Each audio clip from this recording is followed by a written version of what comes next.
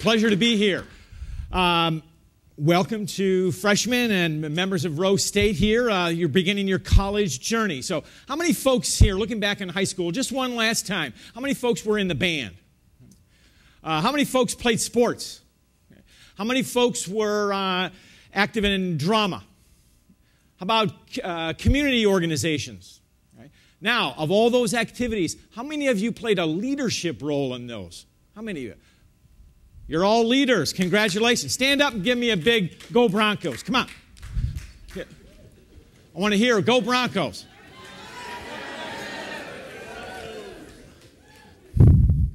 All right, you're done for the day. No. Great. Anyway, I'm going to talk a little bit about motivation. And when we hear the topic of motivation, I know some of you are thinking, oh, wow, he's going to talk about how he climbed Mount Everest backwards, or how maybe I walked across the Gobi Desert blindfolded, all right? Or swimming the English Channel with one arm tied behind my back. Well, first of all, I did none of those things. And I'm not going to talk about that. Motivation is not something that comes from a speaker, but I promise you won't tell anybody that. It comes from inside of us. So think about what motivates you. What gets you up in the morning? And we're going to talk about some things, but I want you to think about that question. What excites me? What gets me up? What gets me going to class? What gets me out there? What makes me want to make a positive difference in this world? All right? That's what motivation is. And as you begin your college career or any stage of life, this is an excellent quote to remember. Don't let what you cannot do interfere with what you can do. It's a very powerful question, a statement, in the sense that so often we are surrounded by no. We think, oh, I can't do that. In a work environment, my boss wouldn't let me do it. Or if you're in a science course, gosh, I got to take calculus. I don't know if I can get through that. Nonsense. Don't let what you cannot do stop with what you can. Stop what you can do. It's very important. Keep that quote in the back of your mind. Now, I want to think about where our founding fathers, if you talk about leadership, and Jared Jobe, who's been my host for the last couple of days, has been telling me about your leadership programs, and I know Jared is a presidential leadership scholar, and he knows a lot about our founding fathers.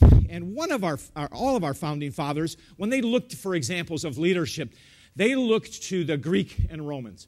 And when we say Roman family values, some of you might think, well, what family values were there in throwing Christians to the lions or in decadent orgies? Well, did that exist? Yes. But that's not how Rome built an empire. That's not how Rome lasted 1,000 years.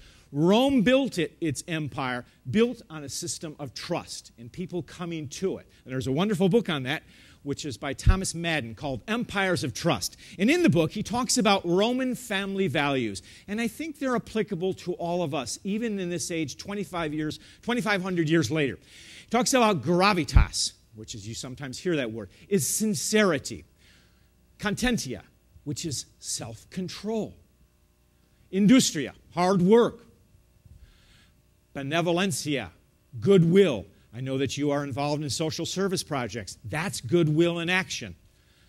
Pietas, loyalty, duty. Very important.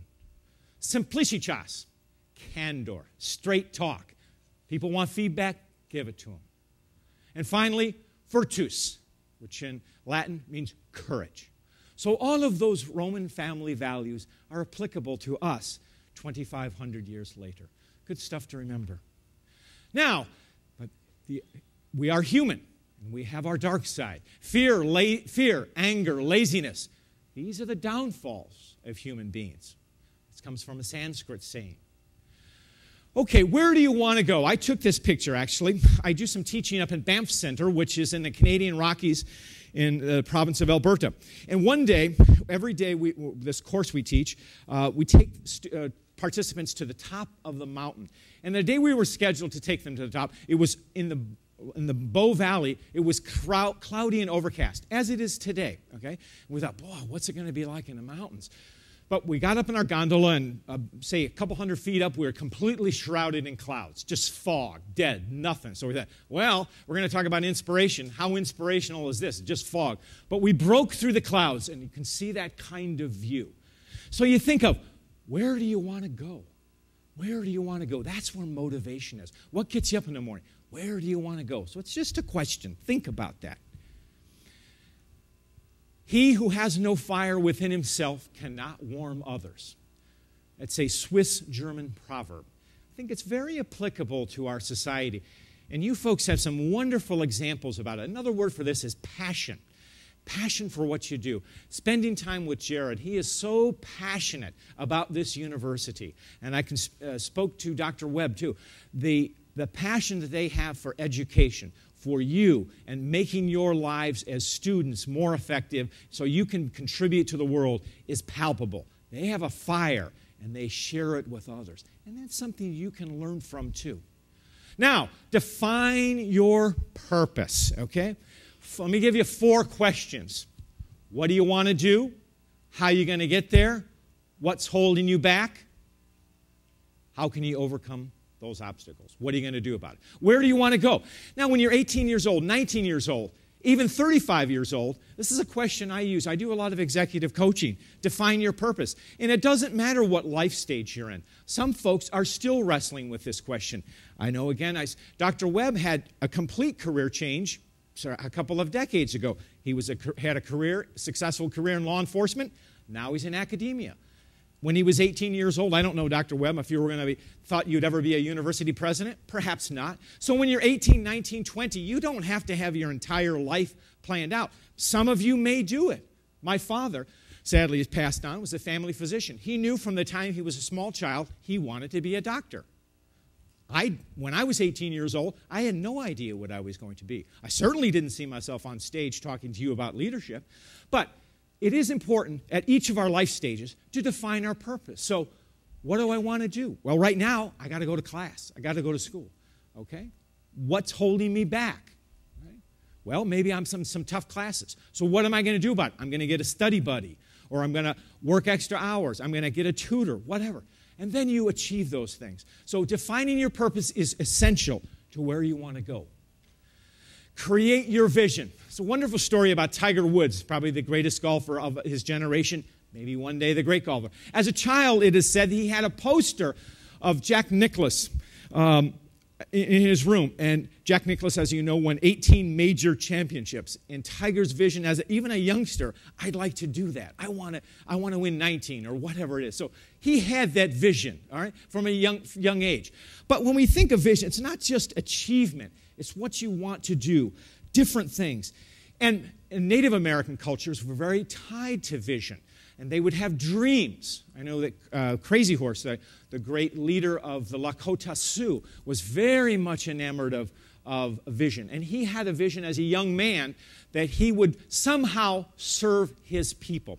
And one of the ways, and I did some research and some writing on him, and I always thought that Crazy Horse was a chief. But he never was, no. He was something in the Lakota tradition is called a shirt wearer, which is essentially a provider for the tribe. They would hunt, and chiefly buffalo, of course, and bring it back to the tribe. And as a shirt wearer, they were the champion hunters, the best of the best, but yet they gave the best parts to the children, the old women, and the women. And they saved the worst parts of the buffalo for themselves. So they were totally selfless, totally living that servant leadership. But part of that concept of being a shirt wearer came from a vision that Crazy Horse had as a young man. So vision is important. Set your goals. It's no sense in just talking about it. What is it you want to do? Your goal right now might be now to get my degree, and that's good. But even as a freshman, how about finish the first semester, which is a big thing for a freshman, and then a second year, third year, and on. So what are my goals, and what is it going to do? What do I need to do to get there? What do I have to do? Be as specific as you possibly can. Because when we say goals, sometimes we get lost in that, and we just think, well, I'm going to do this. But the goal might be so far off that we say, well, How am I actually going to get there? Organizations have trouble with this, especially with their vision statements. They say, well, we want to become the best in this, or we want to be number one in our region. And they set out, and everybody gets excited about it. But 6 months down the line or a year, and there's no achievement, people kind of lose focus, and they lose what's going on. And the same thing with us. We need to keep our own self-navigation system, keep piloting ourselves forward. And knowing what your goals are absolutely essential. Values. Now, this is very critical. We talk about values, universal values, and their integrity, honesty, integrity, ethics, all of those good things. But from a leadership standpoint, it's not so much to have values. You have to live your values. You have to put your values into action.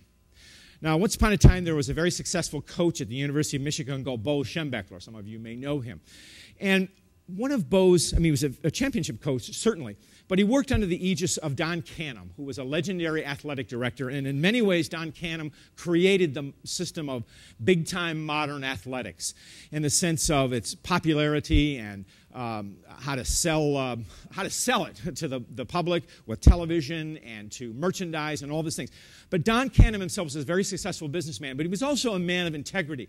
And he set very high standards for the athletic department at Michigan. And so Bo always said, Canham and Michigan athletics made it easy for him not to cheat. It was easy to do the right thing. And think about that. If you ever come in a leadership position or in your own life, how can you make it easy to do the right thing for others? All right?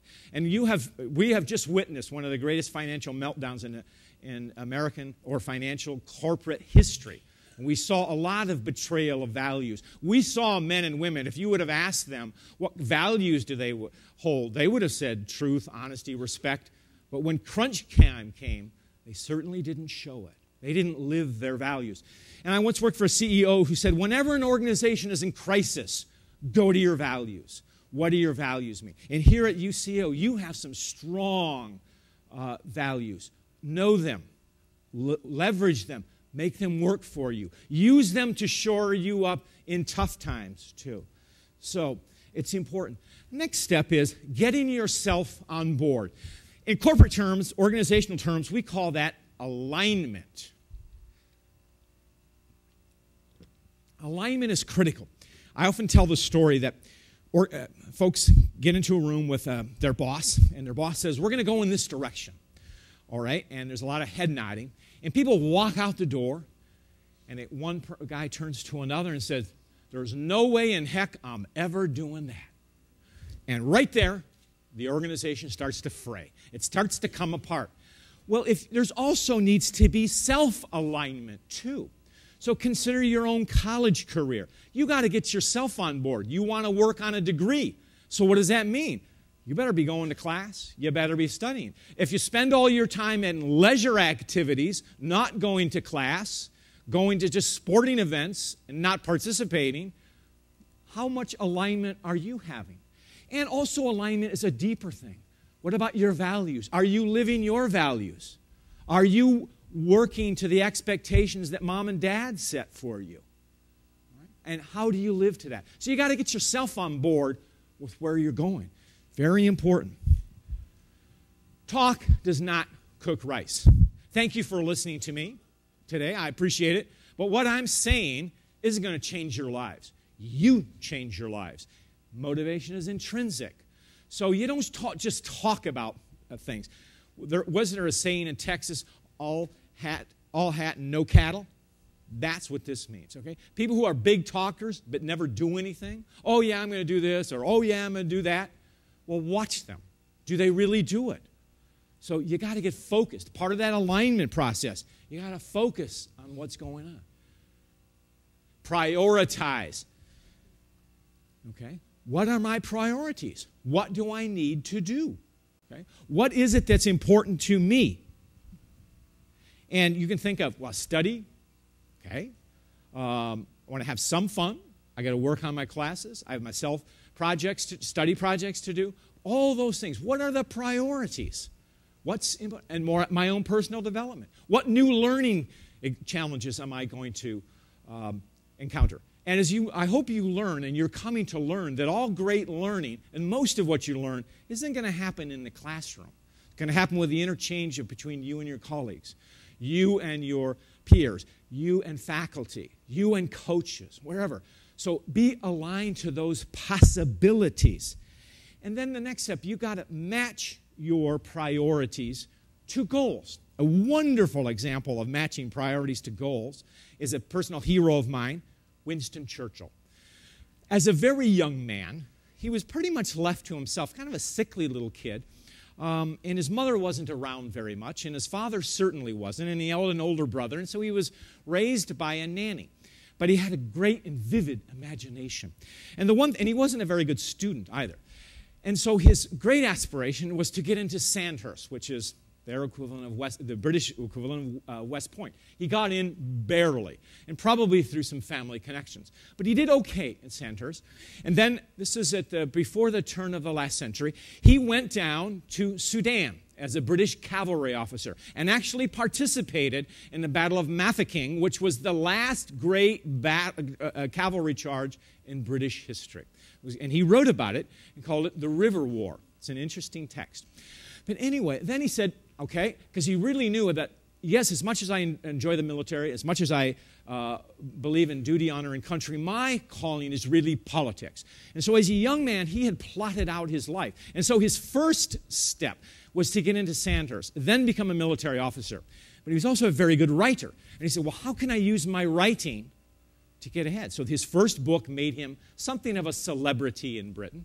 And then he became a journalist, and he went down to cover the Boer War, which was the British fight, trying to maintain empire in South Africa against the Boers, which had the Dutch colonists who had been there for 300 years. And it was not an intense war, but it was a very ugly war. And he was captured.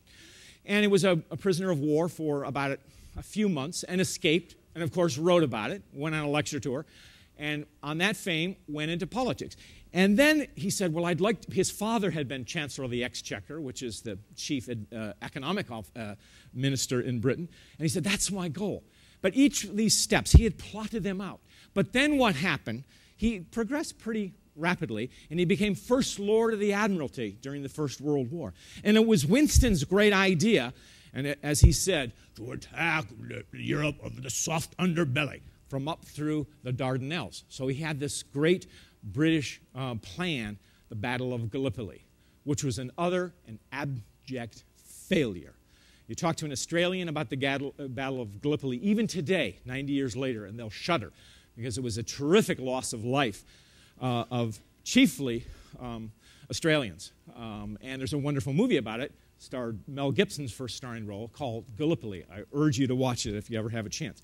But anyway, his career went sideways. After that, he had to resign and in disgrace. And and over time, he sort of had these wilderness years, all right?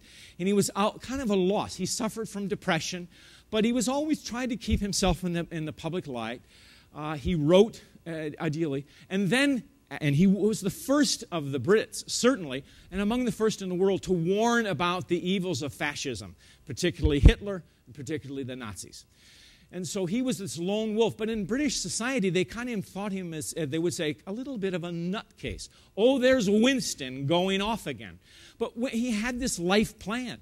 And then the Second World War happened, and he was at the right place at the right time, and he went back to joined the War Council as the first Sea Lord. And the first message to the Navy was, Winston is back. And then, of course, subsequently, the war went very badly, and he was promoted to become prime minister. And as he went to bed, here, Britain was standing almost by herself at that time. The whole world was in flames, and he thought, never have I been more enthused. This is what my life was all about. I was born to do this. So, great example of matching priorities to goals. And it doesn't always work that. Life is not a linear path. It's not a series of check marks. Some of you may proceed in a straight, linear, upward fashion. But some of us, most of us, like Winston Churchill, we'll have our setbacks. So it's a good story to remember. Now, the next one is execution. Bold word, isn't it? Dr. Webb mentioned why organizations fail. And one reason they fail is a failure of execution. Why? Execution is the hard stuff. It's the tough stuff, all right? It's not real fun. It's hard work. But if you're going to, on your motivational journey, on your leadership journey, you have to pay attention to getting stuff done, all right? You have to execute. And remember this, again, it gets back to this wonderful quote from the former CEO of Walmart. And some of you may know what Walmart has engaged itself in becoming a more green company. And Lee Scott, in an interview at Fortune, said, "We will not be measured by our aspirations. We will be measured by our actions." So it's not enough to think about turning green. You got to do it. And Jared was telling me just the other day, your university is powered by wind power. You made that decision 6 years ago. That's action. That's not aspiration. That's action. So in your own life, what is it that I want to do? And how am I going to get there? What's holding me back? Action. Action is what matters. That's the difference.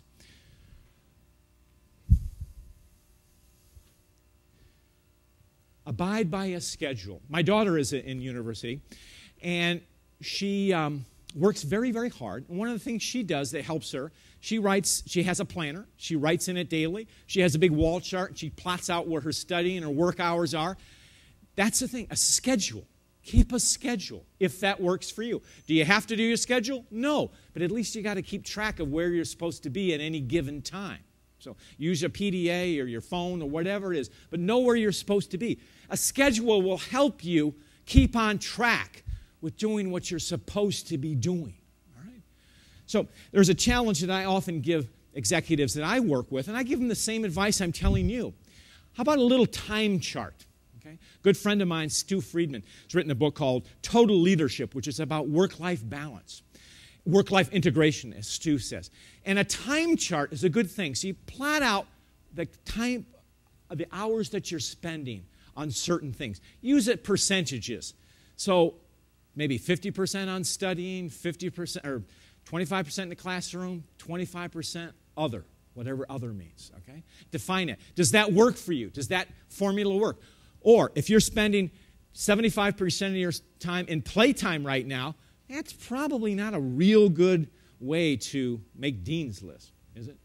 So what are you going to do about that schedule? So think about a schedule. It'll help you focus your time, and it'll focus your mind so that it's what you do. It's not what you think. Yeah, I'm working on a degree, but what are you doing about it? Okay, I'm going to class. I'm studying. I'm working. I'm talking about it. I'm meeting with my professor. That is what matters. Self-discipline. A wonderful example is one of my favorite comedians, and he's now retired from doing this, but Steve Martin. Steve Martin wrote a wonderful book, I highly recommend it, called Born Standing Up, which is a memoir of his stand-up comedy development.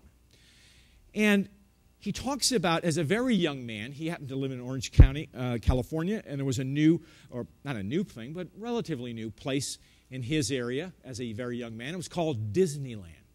And so young Steve, age 15, got a job in the magic shop there. And he'd always wanted to be a magician. And there was the man who was running the shop in the Disney was a magician and taught Steve lots of these tricks. And so he practiced these tricks day after day. And then he said, he also played the banjo. And largely self-taught, and he practiced hours and hours and hours. And he started to say, I could be a performer. Maybe I could match the banjo and magic tricks, and I got a good sense of humor, so maybe I could tell some jokes. But he worked on that. He did community theater, He also was a very talented writer. But what's interesting about Born Standing Up, it's an interesting legacy of someone who is applying himself to the task at hand. Steve didn't think about being a magician. He didn't think about being a comedian. He didn't think about being a writer. He didn't think about being a performer. He did it. He practiced. And even when he was a professional comedian early in his career, he didn't even, as comedians say, using the Yiddish word, he didn't know what his shtick was.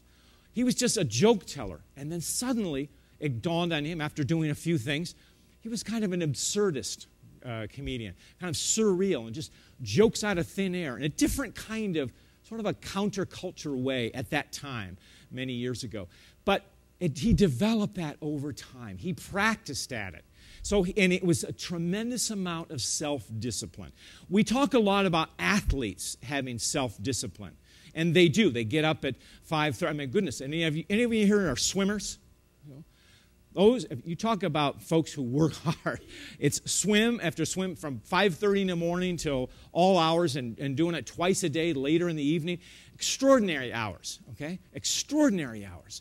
And all athletes do that. But same thing in our own life. We can leverage what is it that we're doing. Some classes that you have may be very easy for you. You may not have to log extra hours, and that's good. Give yourself a big hand on that. Okay. I promise I won't tell Dr. Webb. But some of those you're going to really have to apply yourself. You're going to have to really log the extra hours. So you have to learn to look inside yourself. Part of that motivation is looking inside yourself and saying, what am I made of? All right? And applying that. Self-discipline is critical. I cannot think of a successful person that I know, or even in history, who didn't have a lot of self-discipline. Right? And sometimes people are born with a given amount of talent, but to get to the next level, they have to really, really work hard. High school athletes sometimes find this when they compete in college athletics. Oh my goodness, everybody is just as good as I am. I'm going to have to work that much harder.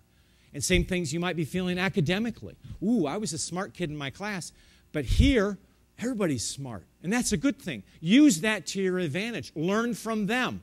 Learn from each other. And apply it to yourself. That's what's critical.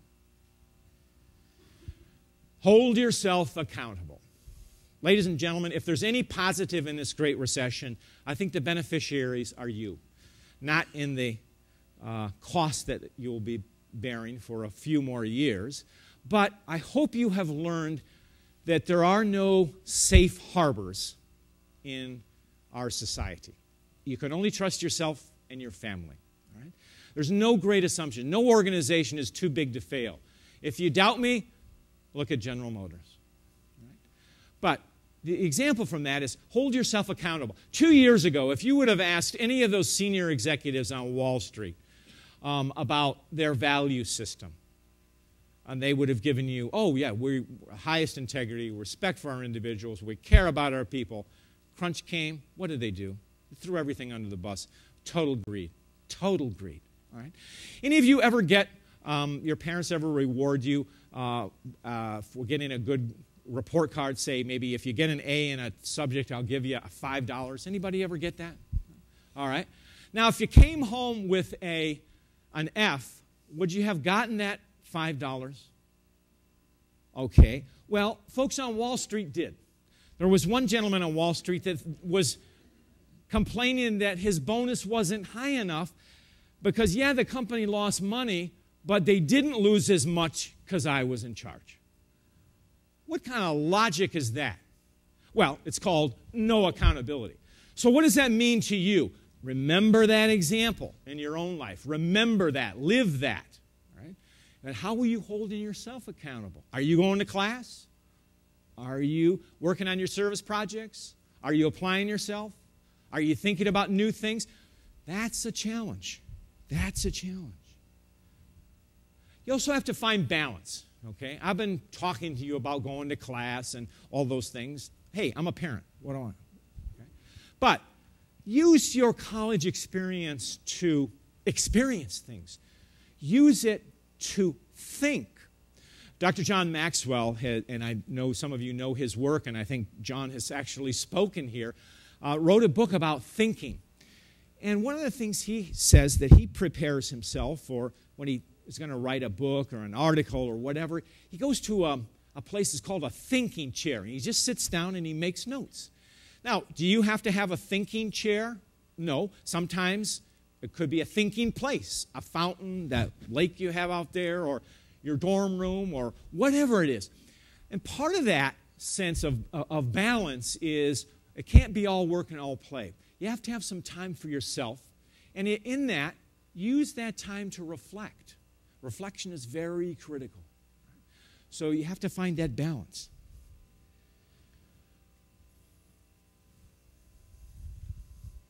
Break the mold. All right? Our society right now is crying out for people who can break the mold. We are in this great hinge of history where we're trying to do more with less, which is good. That's a positive thing. How do we use our natural resources responsibly? How do we become more green? How do we live our green values? How do we put solar, wind, alternative energies into action? We're trying to break the mold. All of you here aren't going to go into environmental sciences or whatever, but all of you will be affected in some way or another by changes in behavior, right? And new and different things. And when you think about breaking the mold, it's a good example I like to think of as, I know you all know it now because it's now a video game, the Beatles.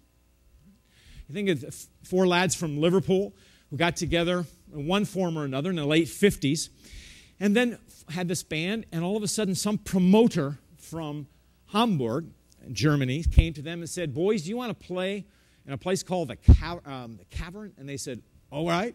And so by playing, that meant not a gig or two a night, it meant 7 or 8 hours of playing.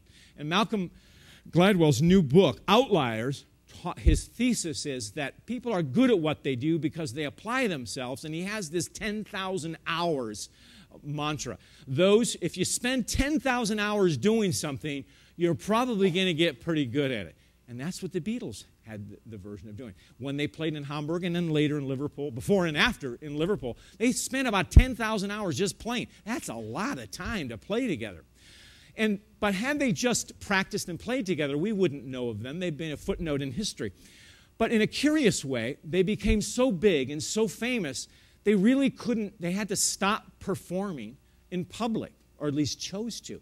And so they created a new sort of genre of music, which is, I'm sure the rock and roll students here at UCO know about, and that was studio, creating music in studios. Today, that's endemic. But it was folks like the Beatles that pioneered that. They had that spirit, that kind of chip on their shoulder, wanting to make a difference, wanting to do things differently. So think about yourself. How am I going to break the mold? What am I going to do differently? And y'all don't have to be great inventors or all those things, but what am I going to do differently? That's something to challenge yourself about. It's a wonderful example. A hunch is creativity trying to tell you something. I believe that all of us have a sense of creativeness. Now, we all think, well, the artists are creative. Yes, musicians are creative. You know what? Scientists are creative, too. Environmental scientists are creative. Forensic scientists need to be creative. All right? And this, I did a little, maybe some of you know Frank Capra is a famous Hollywood director. He did legendary movies like Happened One Night, Mr. Smith Goes to Washington. It's a Wonderful Life. What I didn't know about Frank Capra was that his first job, he was an Italian immigrant, grew up in Southern California. He went to the Throop Institute, which is today Caltech. His first job, he was a chemical engineer. And he went into the Army and served in the First World War in munitions and came out and said, you know, I really don't want to be a chemical engineer. Got a job in Hollywood as a prop master, all right? And then got an opportunity to write and to direct and became a great director. So I think a hunch is creativity trying to tell you something about his own life. You know, I want to do something differently. And it's a good example because when he was a young man your age, he wanted to be a chemical engineer. Became one of the greatest Hollywood directors of all time. Totally different career change. He was redefining his purpose. So that's something to think about. Adapt or die. Again, Dr. Webb mentioned that book, Why Organizations Fail. And part of that reason is because leaders fall in love with themselves and their ideas. And it's hubris, okay? But it's that stunning failure to adapt. And sadly, we saw in our own domestic automobile industry, 2 great companies, once proud companies, have to be saved and bailed by the federal government because they failed to adapt. And this is something that didn't happen overnight. the decline happened in over a 40-year period. So the handwriting was on the wall. Let me give you another example. Anybody know Nokia? Okay, all right. Anybody have an idea how old Nokia is? 150 years old. Now, were we making cell phones 150 years ago? No. Nokia was a timber company. Right? And after the Second World War, they had a contract for the Finnish telco company of telephone poles. Well, the company came into distress, so Nokia ended up absorbing the telco company. And one thing led to another, and they became a wireless telephone manufacturer. They adapted over time. Right? So you have to adapt. So think about things in your life. How do I adapt to those things? How will I change? What changes will? And change is good. You better need to embrace it, because whether you like it or not, it's coming. So how do you adapt to change? Innovate. Kind of like this. Santa Claus, there's no chimney, so he's climbing through a window. Right? He's innovating. And innovate, what is innovation? Well, I'd like to say innovation is applied creativity. Right? That doesn't mean you have to design the next great iPod. Apple Computer is a marvelous example of a company which has learned to adapt or die. In the early days, it was the first PC maker. And they took it to a certain level, and they developed the Mac. And then Steve Jobs was kicked out of his own company, okay, by the man he hired. What about that? So Steve had his own kind of wilderness years. Came back, then Apple's fortunes went up and then down. Came back, and he had a new vision for Apple. Okay? It's not just a computer maker, but how about a nexus of design, technology, entertainment? And from that, the new Macs came out, laptops, iPod. He wasn't the first to develop the MP3 player, but then how are we going to get songs on this? iTunes. So they're always creating, always adapting. And what's interesting about Apple, it's not so much Steve Jobs is a brilliant leader in his own right, but it's the culture at Apple. And I sense that same kind of spirit here. Hold on to that. People are thinking of possibilities. They're not challenged by the no. They're taking that dictum of don't let what you cannot do interfere with what you can do. That's what's important. Okay? And life isn't going to be handed to you on a platter. You're going to have to create your own way. And one of that is innovate. I honestly can't tell you what it means to innovate as a student, but I bet you can. You can figure it out. And that's a challenge right now. And also, as you use this college experience as a time to think, what can I do? What could I do? How could I apply my talents in new and different ways?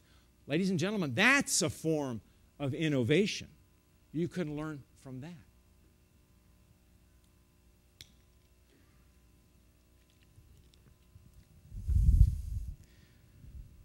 Self-check. There was a famous mayor in the city of New York, oh gosh, more than 20 years ago now, called Ed Koch. And he always used to say, his mantra was, how am I doing? How am I doing? Okay? And what he was asking for was feedback. Now, of course, what Mayor Koch really wanted was praise. You know, what he really meant was, tell me how great I am. But it's a good thing. How am I doing? We always need to do this self-check. I do a lot of work in executive coaching with executives. And what I consider the process of coaching to be, it's a guided self-discovery. The person being coached is doing the work. We executive coaches, we're kind of along for the ride. We're throwing out questions, scenarios, situations, serving as sounding board. We're also supposed to be keen observers. And think about this. Tiger Woods, greatest golfer of his generation, he has two coaches. He has a great caddy, and he's got a swing coach, a golf coach. Why does the greatest golfer need a coach? He can't see everything. Same with us. You got to do your own self-check. Maybe that self-check's with a friend. Now, how am I doing? How am I coming across? One of the concepts we have in coaching, developed by a friend of mine, is called feed forward. When you tell your colleagues, hey, I'm working on becoming a better communicator. I'm working on becoming a better delegator, a better supervisor. So with my trusted associate, I say, how am I doing? So perhaps in a learning environment with you, you can say, you know, I want to take a more active role in class, or I want to become a better note taker. Ask somebody to check on you. How am I doing? How am I doing? It's good because so often we can become so enamored of our own progress that we forget why we're really here. Right? And that's what Dr. Webb was talking earlier about, why organizations get in trouble. Hubris. Those folks were not doing the self-check. Take heart. This is important. I know that I saw a sign in here with my favorite word in leadership, resilience. You know, ladies and gentlemen, it's no shame in being knocked down. And in fact, if you're not knocked down, it probably means you're not trying hard enough. I think one of the great lessons I used to coach when my children were young, I was a youth sports coach, and I think the greatest thing kids learn is to be knocked down, and it's what happens afterwards. They get up and try again and do it. Those of you who have an athletic background, musical background, any activity you had to practice, you know the obstacles and you know what it takes to overcome them. And one time I had the opportunity to attend a conference at Wharton, and this theme was resilience. And there were some folks from Latin America there. And I was talking to them, and in deference to me, because my Spanish is not very good, and matter of fact, it's virtually non-existent, shame on me, they were all speaking in English. And one of the gentlemen said, resilience, what does it mean? And a man poked his head into our group, and he said, resilience is when the mind says no, but the heart says yes. And he introduced himself. He says, I'm Roberto Concesa. And my clicked. Does anybody know who he is? All right. He's now a pediatric cardiologist. He practices in Uruguay. But many, many years ago, he played on a rugby team from Uruguay that had a match in Chile. And up over the Andes, the plane went down. And they were stranded in the Andes for 40-some days. And they had to resort to cannibalism to survive. Right? And it was a very gruesome but wrenching time. Now, Roberto was one with his friend Nando that went over the mountain and got help. And so when he says, when the mind says no, but the heart says yes, he knows all about resilience. Far more than I ever will. Ladies and gentlemen, that's resilience. When you don't think you can go on, but you can. Dr. Warren Bennis, who's now a professor emeritus at the University of Southern California in the Marshall School, but also himself a former university president and World War II vet, said that he never met a successful leader who had not been tested at one time in his life and faced great adversity. So adversity is nothing to run from. You are going to face it. It's what you do in the face of adversity. And if that adversity knocks you down, so be it. It's what you do next that matters. And that's where resilience matters. It's very critical. So take heart. And ladies and gentlemen, the experts aren't always right. I love this quote from Oscar Hammerstein. And Oscar Hammerstein, as many of you know, he was a lyricist for Oklahoma. I'm guessing everybody here in this room has heard that musical at least once, seen it, whatever. Maybe if you're in community theater, you've done it more times than you care to know. But anyway, and he was a very successful lyricist and also producer and somewhat of a director. Successful guy. When he saw the first episode of I Love Lucy, he said, keep the redhead, ditch the Cuban. So imagine I Love Lucy without Desi. What he didn't know was that Desi Arnaz was actually the creative genius behind I Love Lucy. And today's sitcom was really a development of Desi's idea because he filmed it, the 3-camera setup. That was Desi's idea. It was a way of syndicating. And today, 60 years later, we can watch those episodes. So, the experts can be wrong. And never forget that. Hold fast to what you hold dear. It's part of this resilience strategy. As you get knocked down, people tell you no. If you really want to do something and you have some talent for it, you can make it happen. You can. So hold fast to what you want to achieve. Your goals are important to you. If you put them into action, if you deliver action steps, if you deliver on it, if you turn your goals into objectives, what I mean by step-by-step ways of achieving that, you can make it happen. Don't let what you cannot do interfere with what you can do. So hold fast to your dreams. Hold fast to your vision. Make it happen. At the same time, know when to say when. We can't always do what we want to do. So am I talking out of two sides of my mouth here? Probably a little bit. But what I'm saying about this limit is I once had the honor and the privilege of lecturing at the U.S. Army War College. And I was in a conversation with a gentleman, Dr. George Reed, who's now at the University of San Diego. And he was talking about limits of leadership. And I said, limits? What limits could there be in leadership? He said, oh, yeah. He said, you can take a second lieutenant and you can give him a task, but no resources, no manpower, no nothing, and he will fail. And it's not because he or she is failing on their own accord. There's no support. So there are limits to what you can achieve. So know your limits. And it's important to recognize them. Part of motivation is knowing oneself. Sometimes it's very easy to identify our strengths. But what about what we're not so good at? And while at the same time I'm saying don't let that hold you back, sometimes you just got to say, you know, if I'm not really good in math, I probably shouldn't be a math teacher. Or if I don't like to write, I probably shouldn't go into history. But you might have to do a little bit of math and a little bit of writing. But you may not make it your chosen career. So know what your strengths are. But sometimes a light may go off and you can become better. I'll be honest with you, ladies and gentlemen, I've written 8 books now. When I was in high school, I think I wrote 1 paper. I went to a very good high school. It's all changed now. But I wasn't a very good writer. Not at all. I became a good writer because I had some good teachers. My mother is an excellent writer. She taught me. But I kept doing it and doing it and doing it, and I have a talent for it. So sometimes our limits are self-evident, sometimes they're not. Sometimes you have to explore that. But know your limits. We can't all do things. In a sports motif, we can't all be Olympic champions. There's only one Michael Phelps. But we can do the best we can do in our chosen career, whatever it is. Social service, academics, forensic science, whatever it is you make that choice to do. That's what's critical. And again, living your values. A wonderful example of this is Mother Teresa. Now imagine, Mother Teresa was from Albania.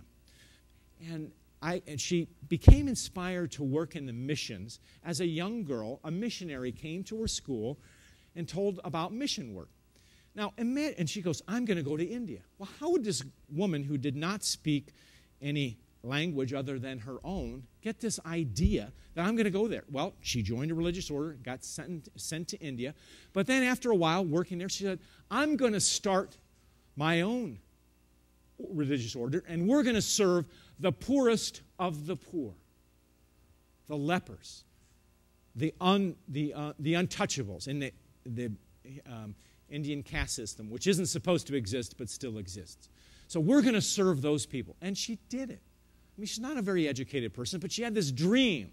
And she had the moxie, tremendous moxie. I love the wonderful stories about her because she must have been a heck of a fundraiser, because she was shaking down heads of state and getting money from everybody, all to go to the mission. And she also had a wonderful, wonderful sense of humor. And they said, sister, do you think there's heaven? And she looked out at the media and she goes, well, there better be, because I'm spending a lot of time with you people. So anyway, but there's another side to Mother Teresa which makes her more human. Mother Teresa was also plagued with a great many doubts. She at times even wondered about the existence of God. And that, in my mind, makes her more of a hero, because she was someone who had the perseverance. I'm doing the right thing. And even if there isn't a God, I'm doing the right thing. And she was a person who had devoted herself to her religious order. But even she had doubts. To me, that is a person of strength. That is a person who is living her values, service to other people. She is a great human being, a great humanitarian, and a great person of faith. It's a wonderful example to think about living your values. As I told you earlier, it's not so much to think, oh yeah, we believe in integrity. We believe in honesty. It's not what you think you do. It's practice it. The sole advantage of power is to use it. The sole advantage of power is that you can do more good.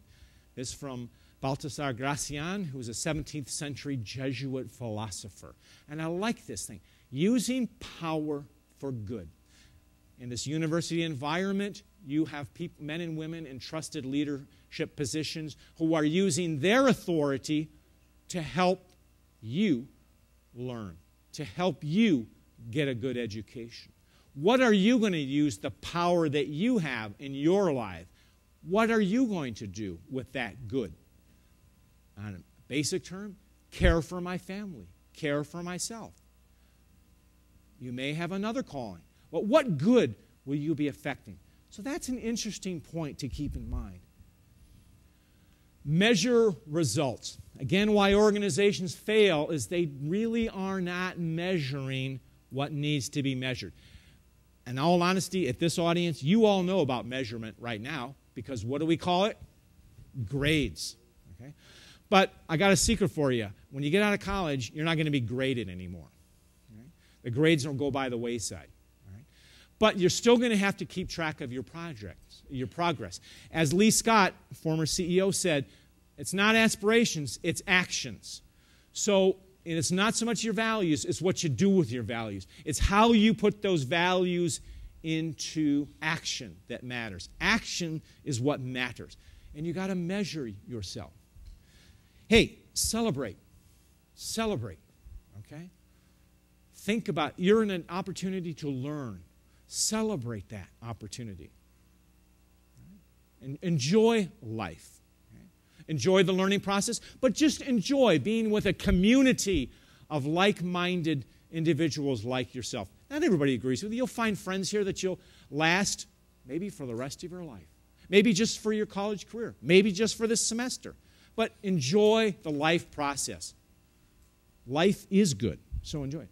And then, what have you learned? That's part of the self-check. I had an opportunity to work for an executive once at a research institution, a pharmaceutical, and he said he had a boss who said, the project's never over until we said, what have we learned? We did a debrief. The military uses a term for this, the after-action review. So all of us sometimes need to step back. What's our own after-action review? After a class, after a semester, what have I learned in this semester? Was it worth it? And what am I going to do about it the next time? Okay, I learned that I have some pretty good study habits, so I can apply them next term. Or I learned that, I have to show up to class more. I have to spend a little more time on my papers. That's what I'm learning. So use your successes, but also what didn't go so well. Learn about that. Engineering has this philosophy of root cause analysis, failure. All right? So failure analysis. Learn from what you do well, but also from what you didn't do so well. It's important. What have you learned? Right? And finally, what's next? So what's next for you is next semester, perhaps, the next part of this term, but also next chapter in your life. So keep thinking back on the purpose of what you're supposed to do. What do I need to do? What's holding me back? What do I do to overcome that? It's very critical. So I hope this brings my formal talk to an end. You are welcome to ask me any questions. I'm here. You're a terrific audience, and shoot your questions forward, please. Let's give him a round of applause. Really, thank you. Now we have Emily over here, right? You have a microphone, and Bob has one right here. So this is your chance, you all, to ask the author of your text for this class and who just gave this amazing presentation any question that's been on your mind, either for the entire semester or that just came up during the talk. Raise your hand high, and we'll come over to you. Not everybody all at once, but we've got one right here. Is there something that you went through in your life that inspired you to decide, I want to teach people how to lead? What what made you decide you wanted to teach leadership to people? Good question. I was talking to Jared about this last night, and I started my career in corporate communications. And as a result of that, as a very young person, I had access to very senior leadership folks in the corporate world. And I was a pretty good speechwriter, and I would be challenged to write speeches on leadership. And I wrote some pretty clever things, and I thought, hey, I'd like to be saying those. I want to be the one up on the stage. Well, if you know something about speech writing, there's one hallmark in it, and it's called anonymity. Speechwriters don't stand on stage. Executives do. So I realized I'm going to have to reevaluate my purpose. What do I have to do? Well, I had to go back to school. I went back and did a graduate degree at Michigan. And I started writing. I applied my talent at writing, and that's how I got into it. And simple as that. All right, we have time maybe for one more quick question if you're quick on the draw. Right here. Who are your heroes? Well, I have a great many. I think Franklin Roosevelt is one that comes to my mind because he held this nation together in probably one of our moments of greatest peril. And his philosophy of doing it, of how he held our nation together, was through a very simple but American philosophy. It's called pragmatism. What works, do it. And keep doing it. And if it doesn't work, try something else. And I encourage that same spirit of pragmatism to all of you. Do it to make what works. And keep trying things. Keep persistent at it. And I'll leave you with a quote from another hero of mine, Abraham Lincoln. I'm just going to paraphrase it. And he said, I like to see a man who's proud of his place, but I like to see the place proud of the man. So go out and make University of Central Oklahoma proud of you. Thank you.